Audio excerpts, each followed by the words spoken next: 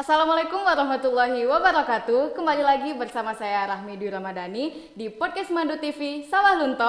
Here we are, Ikonyo. Jadi kali ini kita akan tanya jawab seputar Ramadan bersama narasumber kita yaitu Ibu Neneng Sulastri SAG. Sehat Ibu? Alhamdulillah Rami. Lancar puasanya Ibu? Alhamdulillah. Lancar ya Bu. Udah yang keberapa ini Bu puasanya? Kelima ya kalau nggak salah ya, 5. 5 ya Puasa Bu. yang kelima. Oke, kita langsung masuk ke pertanyaan pertama, Bu. Apa saja keutamaan berpuasa di bulan Ramadan? Oh iya, keutamaan puasa Ramadan banyak sekali ya Rami ya. Di antaranya yang pertama Nabi mengatakan kalau orang berpuasa jika benar puasanya maka dia terbebas dari setan. Bukan tidak digoda loh, tetapi Allah memberi benteng sehingga setan nggak tembus kepadanya. Itu yang pertama.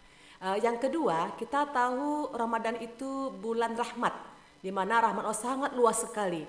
Allah akan melipat gandakan pahala kebaikan setiap orang yang berbuat baik. Contoh, ketika kita baca Al-Quran, kalau di bulan lain selain Ramadan, satu huruf kita baca itu pahalanya 10. Nah kalau di bulan Ramadan itu dikalikan 10 lagi, jadi 100. Nah coba kita, Rahmi pernah membaca Al-Quran kan? Pernah. Alif, Lam, Mim. Atau Alif, Lam, Ro. Alif satu huruf, itu pahalanya 10. Di bulan Ramadan dikalikan dengan 10 menjadi dia 100. Itu yang kedua, bulan penuh dengan rahmat. Maka kita sebagai umat Nabi Muhammad jangan disia-siakan di bulan ini. Dan yang ketiga, keutamaan Ramadan yang ketiga adalah kita terdorong untuk soleh dan tertahan untuk salah. Nah inilah hebatnya Ramadan. Hanya ada di Ramadan. Contoh begini, misalnya orang yang punya sifat pemarah, semarah-marahnya orang, kalau di bulan Ramadan pasti sabar ya, Bu? pasti dia sabar ya Mia. Nanti ditanya kapan marahnya Pak? Nanti habis berbuka katanya begitu. Dan yang terakhir kita juga tahu bahwa Ramadan adalah bulan ampunan dosa, di mana Allah mengampuni dosa kita. Rahmi pernah tahu enggak doa ketika kita sholat tarawih? Nah, ini Nabi mengajarkan kepada Sayyidah Aisyah bahwa orang yang melaksanakan tarawih, jika tarawihnya benar, lalu di sela-selanya dia memohon ampun kepada Allah, maka Allah akan ampuni sampai saat itu dosanya dari sebelumnya sampai saat itu. Apa doanya? Bu ajarkan ya. Innallaha afuun tuhibul afwa fa'fu anni. Jadi ketika kita sholat kan dua rakaat itu, 2 rakaat salam kita baca doa Di itu antara sholat seperti itu. Gitu ada 4 keutamaan Ramadan. Iya Bu, selanjutnya nih, banyak kan orang yang udah puasa nih ngapain sholat gitu. Bagaimana menurut Ibu hukum orang yang puasa tetapi tidak sholat? Puasanya sih sah ya jika lengkap rukun dan syaratnya. Tetapi orang ini tidak melaksanakan kewajiban salah satu rukun Islam, yaitu sholat. Sementara kita tahu bahwa sholat itu merupakan amal yang paling utama dan yang pertama kali dihisab di akhirat. Ilustrasinya seperti ini Rami. Misalkan nih, Rami lagi ikut lomba ya. Terus Rami menang, dapat hadiah. Hadiahnya dikirim tapi dalam sebuah box. Nah, seperti itu. Box ini dikunci. Nah, Rami harus membukanya pakai password. Jadi udah jelas nih hadiahnya 1 miliar nih saya, jelas untuk Rahmi ini. Tapi Rahmi nggak punya passwordnya. Jadi kan percuma aja. Nah, gitu ya, itu artinya. Kalau orang puasa tapi tidak sholat. Nah, itu tuh bagi teman-teman yang siap sahur langsung sholat, nggak sholat subuh. Jadi itu termasuk yang mengurangi pahala puasa ya teman-teman. Jadi selanjutnya nih Bu, hal-hal apa saja yang merusak pahala puasa? Oh iya, pahala puasa. Terkadang kita terlupa ya Rami ya. Iya Bu. Yang pertama jelas kalau kita berbohong, berkata dusta. Puasa enggak? Ya padahal tidak gitu ya. Kemudian sumpah palsu. Kemudian juga memandang dengan syahwat. Nah ini bagi kita remaja nih, memandang dengan syahwat. Kemudian satu lagi ngegosip. Nah itu agak susah tuh Bu. Agak susah ya ngegosip. Kadang-kadang nonton TV ya ada cek and recheck, ada segala macam itu gosip ya. Nah itu salah satu yang mengurangi pahala puasa kita. Oke, Bu. Banyak nih yang kayak teman-teman pasti kalau nggak ada kegiatan seharian siap sahur tidur sampai jam 10, habis itu sholat zuhur tidur lagi sampai sholat asar, bangunnya paling buat sholat aja Bu. Bagaimana hukumnya tidur seharian saat berpuasa? Tidur seharian tidak dibenarkan. Imam Al-Ghazali dalam kitabnya Ihya Ulumuddin mengatakan bahwa tata krama berpuasa itu tidak boleh tidur di sebagian siang karena akan mengakibatkan kita terlalai dari kewajiban kita seperti sholat lima waktu. Kemudian orang yang tidur seharian di bulan puasa itu dia tidak merasakan lapar dan haus.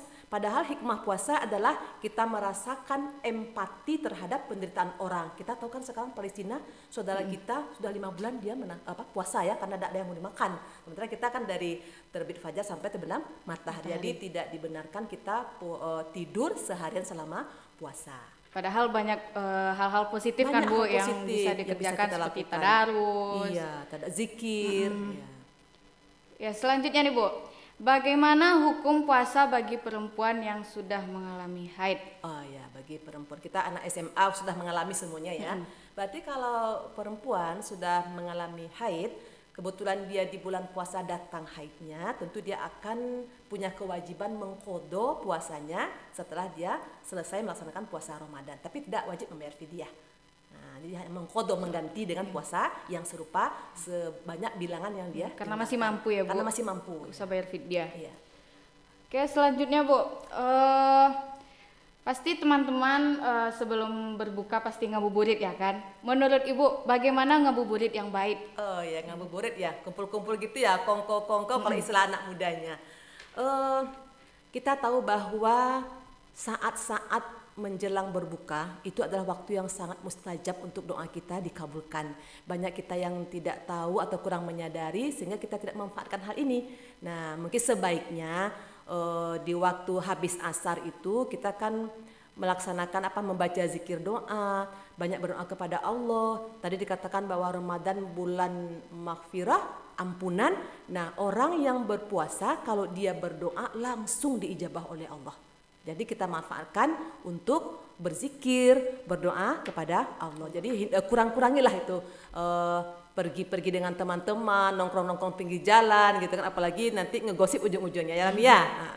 Jadi merusak pahala puasanya ya Bu. Kita ya. Terakhir nih Bu, tips supaya puasa kita lebih bermakna. Iya, tips ya. Bagi anak-anak Ibu semuanya, tips supaya puasa kita bermakna, perbanyak rasa syukur. Syukur untuk 2 hal. Yang pertama sehat, yang kedua sempat. Sehat, kalau tubuh kita sehat, kita bisa melakukan aktivitas apa saja. Kita bisa beribadah dengan maksimal. Nah, kesempatan tidak datang 2 kali. Waktu yang telah kita sia-siakan tidak bisa kita ulang kembali. Makanya, apalagi bulan Ramadan, sempatkan untuk sholat. Jangan sholat ketika ada kesempatan, terutama untuk baca Al-Quran. Ramadan identik dengan Al-Quran. Sempatkan untuk baca Al-Quran, jangan baca Al-Quran ketika ada kesempatan. Karena Ibu pernah Ramia membaca suatu riwayat bahwa Al-Quran akan membantu seorang ketika dari alam kubur. Jadi ketika jenazah itu dikafani, si amal soleh kita tadi, Al-Quran tadi, tidak berjarak sedikit pun. Bahkan ketika malaikat Munkar dan Nakir ingin menanyakan mayat dalam kubur, dia tetap tidak bergeming sampai malaikat susah untuk memberikan pertanyaan. Maka ketika itu amal kita tadi berkata, silahkan malaikat kamu tanyakan saja, tapi jangan kamu usir saya dari sini. Lalu si amal tadi berbisik kepada jenazah, tenang, jangan takut, aku adalah Al-Quran yang pernah engkau baca ketika engkau masih hidup. Engkau pernah membacanya dengan suara keras, terkadang engkau menangis, terkadang dengan suara yang lembut. Jadi silahkan kamu jawab, jangan takut. Jadi itulah tips untuk kita hari ini, kita harus bersyukur untuk hal-hal seperti itu. Begitu Rami. Ya. Nah guys, jadi dari uraian yang sudah kita dengar dari Ibu tadi, sangat banyak sekali keutamaan di bulan puasa seperti kita dijauhkan dari godaan setan, pahala dilipat gandakan, terdorong untuk soleh, dan bagi teman-teman gunakan kesempatan kita untuk berbuat hal-hal baik di bulan Ramadan ini.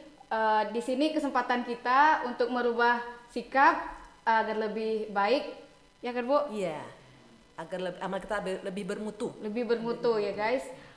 Mungkin itu saja yang dapat Ibu sampaikan. Terima kasih banyak Bu atas waktunya. Sama-sama. Cukup sekian dari saya sebagai host. Assalamualaikum warahmatullahi wabarakatuh. Waalaikumsalam warahmatullahi wabarakatuh.